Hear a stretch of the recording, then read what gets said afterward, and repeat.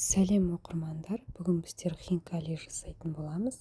Ол үшін бізге қажетті заттар: қамырына ұн, су, тұз керек болады. Ал ішіне салмасына тартылған ет, тұз, дәмдеуіштер, сарымсақ,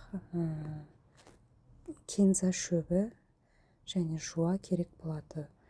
Енді біздер термомикстің көмегімен тестімізді илеп аламыз.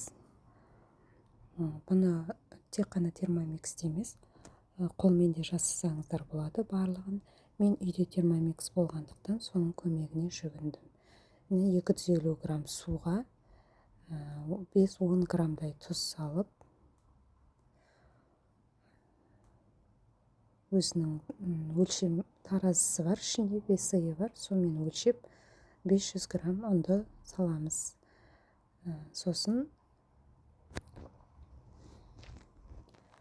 қақпағын жауып, сәл сұйықтмай құйсаңыздар болады. 20-30 граммдай. Және қақпағын жауып, тесто дейтін, илейтін өзінің жылдамдығы болады. Соған келтіріп, 1 минутта скорость 5-ке қойып аламыз. Немесе арнайы тесто дейтін, колосок дейтін илейтініне қойып илеп алсаңыздар да болады. Бізде қамыр осындай эластичный болып шығады. Қамырымызды тындырып, салапанға салып, тоңазытқышқа жібереміз. Енді келесі бөлек салмасын дайындаймыз. Кинза мен сарымсақты алып, термомикске саламыз. 3-4 бөлік сарымсақ керек болады.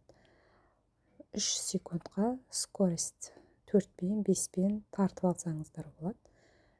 Фаршқа саламыз. Келесі алып тастаймыз да, келесі мен хинкалиіміз сочный және ішіндегі салмасы көп болу үшін картоп қостым азғантай, және 3 пияз қостым. Менде 500 грамм фаршқа 3 пияз, 2 картоп қосып, скорость 4,5-5-те 5 секундқа қойып тартып аламыз. Оны фарштың үстіне саламыз және тұзымызды, көз мөлшерімен тұз, бұрышымызды, дәмдеуіштерімізді саламыз. Паприка қосуға болады.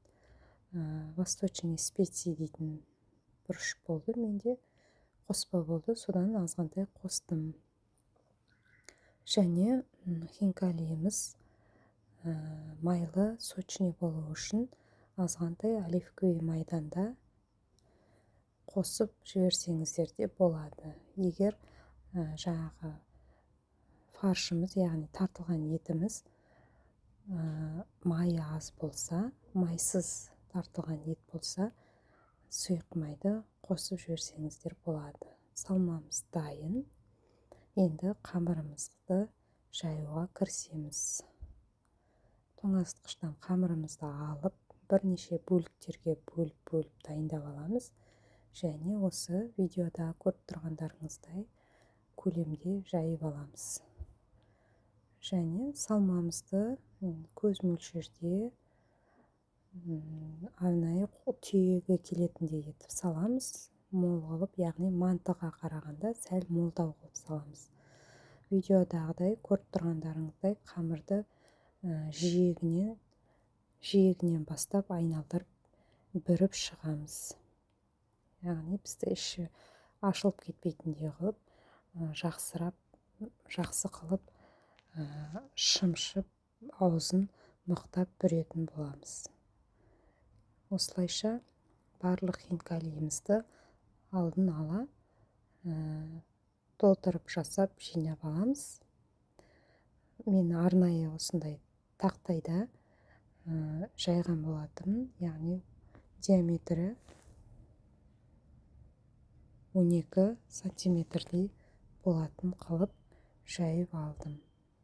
Және видеода көріп тұрғандарыңыздай шымшып түйіп, басын қатты жауып бекітеміз.